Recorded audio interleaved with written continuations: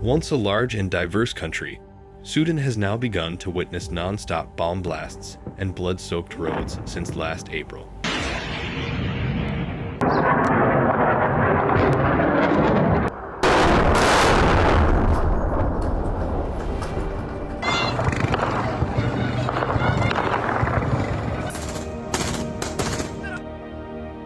Sudan's population is predominantly Muslim, with Christians scattered across the region.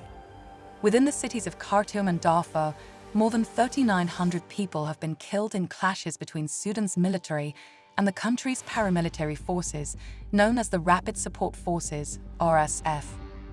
According to UN reports, over 4 million people have been displaced by the ongoing conflict, and 659,000 others who fled to neighboring countries.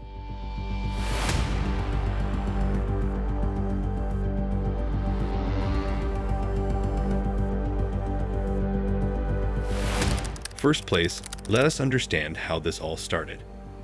In 2019, people protested to end the rule of Omar al-Bashir, who was the president of Sudan for more than 30 years.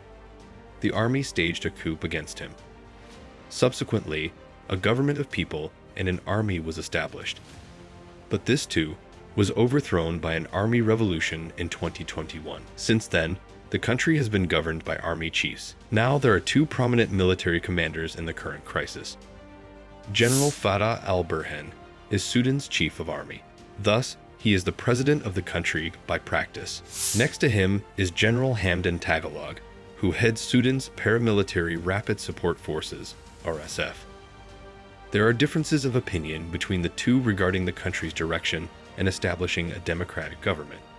فإننا على ثقة في تجاوز هذه المحنة بالدربة والحكمة والقوة لما يحافظ على أمن ووحدة البلاد. Every person should take their rights. If people don't take their rights, we will not advance. Key issues between the two are integrating the RSF's 100,000 soldiers into the army, and if that happens, the question of who will lead the forces come into play, leaving both sides divided. Over the past several days, RSF members have been deployed across Sudan, posing a threat to the army. The situation has worsened, erupting into violent conflict. Negotiations haven't helped. Amid these clashes, many Christian churches are bombarded, and Christian people are enduring many unspeakable problems. They defend themselves through prayer while reaching home with peace as their weapon. With no medicine, no food, millions of Sudanese are trapped in their homes due to limited supplies of water, food, medicine, and other essential goods.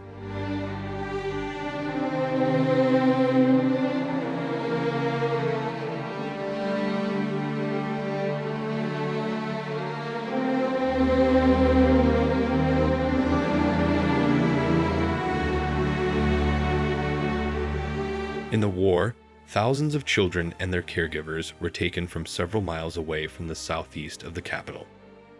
As the Sudanese army intensifies its effort to regain control of its capital. Residents of Sudan have reported that airstrikes and heavy artillery attacks continue between the RSF and the army.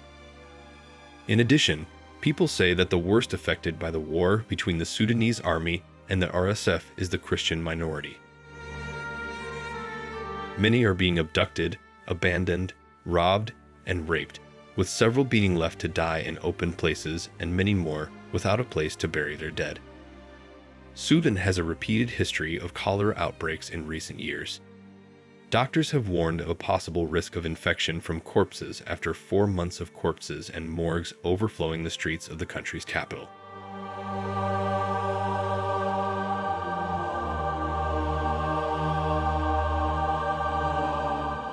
The UN Food and Agriculture Organization, FAO, has also issued a grave warning regarding the deepening food crisis in Sudan as the country grapples with conflict and economic decline.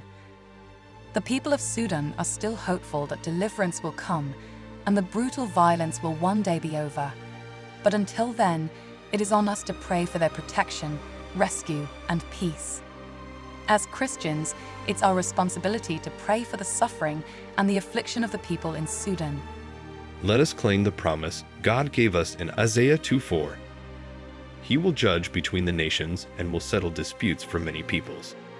They will beat their swords into plowshares and their spears into pruning hooks. Nation will not take up sword against nation, nor will they train for war anymore. May our Lord Jesus be the refuge and fortress for those who trust in him and look unto him for deliverance.